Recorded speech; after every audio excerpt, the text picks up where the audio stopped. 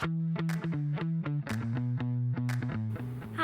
I'm Sarah Cook from Howard County Library System, here to talk to you about Summer Reading 2022. The Good Luck Girls by Charlotte Nicole Davis.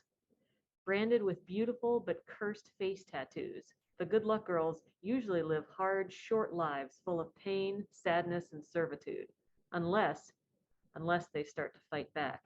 In this dystopian Wild West style world, these 5 girls might have what it takes to escape their captors and take back their freedom, but survival won't be easy.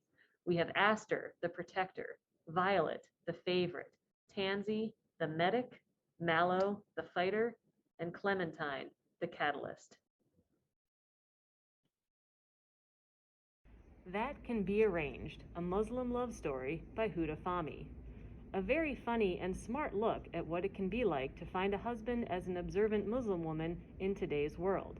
It's full of ironic and honest humor and cute illustrations, and it's a great view into this experience from an authentic perspective. My favorite part is one that teases a little bit about one of the suitors, and it has him saying, "It is I, your dream man, cometh to request your father's number." Another one that I giggled at, the author is threatening to wear pants to her wedding, and then it shows a shot of her mother just glaring and saying, "You would not dare." White Smoke by Tiffany D. Jackson. In this slow-building suspense novel, you get the haunted old house, you get the possessed little sister, you get the disturbing history of the fictionalized town, and you get the slimy and powerful old villains. You also get references to the Tulsa Race Massacre as the backdrop, as well as the main character who struggles with her mental health, which really draws the reader in even more.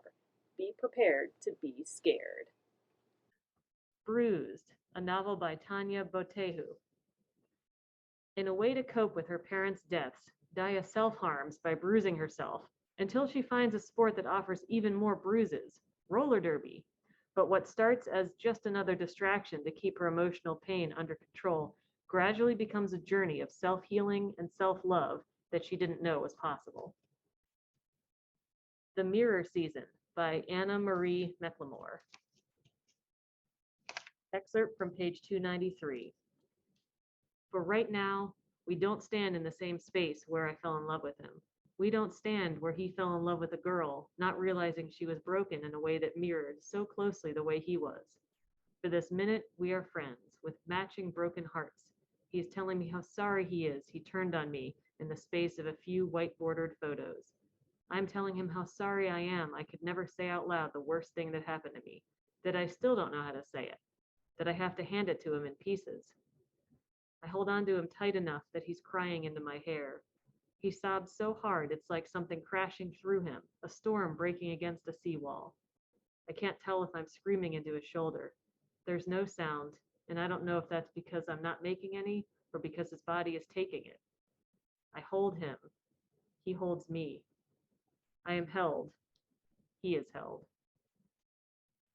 Modern Herstory, Stories of Women and Non-Binary People Rewriting History by Blair Imani. Introduction.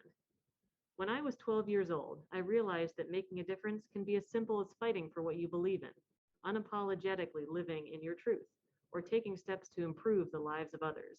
I was fortunate to grow up with a constant encouragement from family and community members that I could realize the change I wanted to see in the world. Every one of us has the potential to make an indelible mark on our world. However, the stories of the ordinary heroes responsible for the most important social changes in history are often obscured. Studying history in college, I learned that it is usually written by those who have the most privilege and the most power. As a result, the contribution of diverse groups are often overlooked or erased, while those in power who uphold the status quo are praised as heroes. Take a peek at this book and learn some very interesting heroes throughout history that you may not ever have heard of before.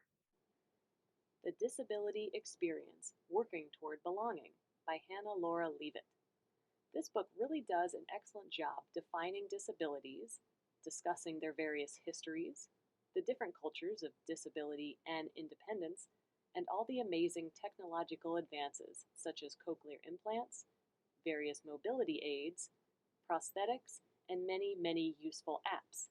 There's also a chapter on advocacy on how to be more aware of accessibility.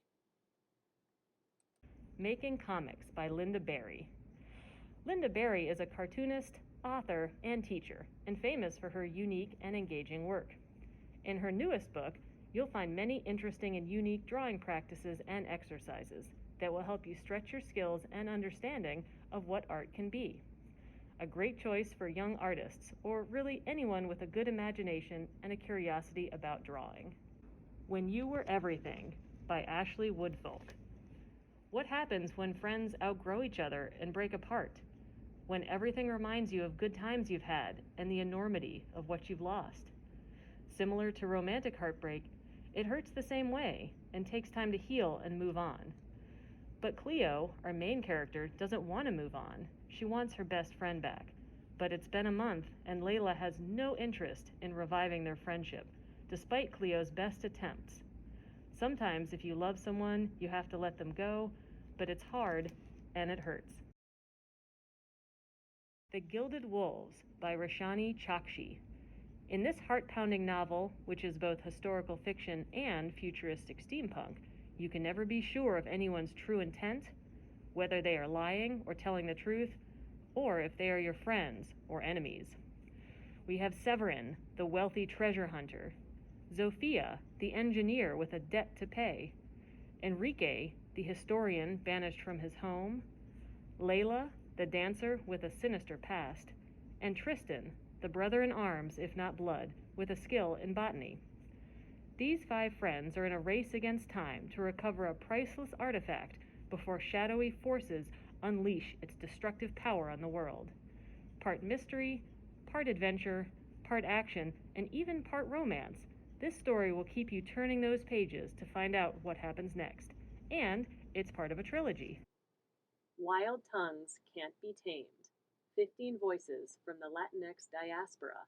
Edited by Saraciea J. Fennell. With essays by authors such as Elizabeth Acevedo, E.B. Zoboy, and Mark Oshiro, this collection will inspire you, break your heart, and educate you.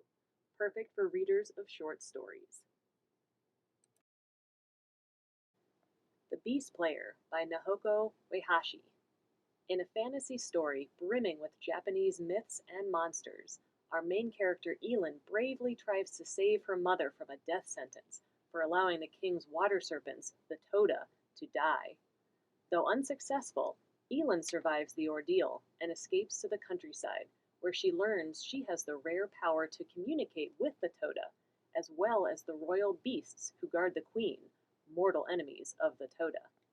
Elin finds a mentor to refine her skills, and discovers she has even more power than she had realized. But once the royal family finds out, they scheme how to use her powers for their own personal gain. How can she save the Toda and the royal beasts? Call Us What We Carry by Amanda Gorman. This is an incredible collection of her poetry, and I'm going to read one of them. It's called Ship's Manifest.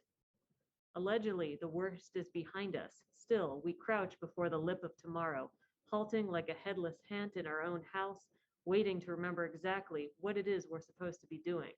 And exactly what are we supposed to be doing? Penning a letter to the world as a daughter of it? We are writing with a vanished meaning, our words water dragging down a windshield. The poet's diagnosis is that what we have lived has already warped itself into a fever dream, the contours of its shape stripped from the murky mind. To be accountable, we must render an account, not what was said, but what was meant, not the fact, but what was felt, what was known, even while unnamed. Our greatest test will be our testimony. This book is a message in a bottle. This book is a letter. This book does not let up. This book is awake. This book is a wake. For what is a record but a reckoning?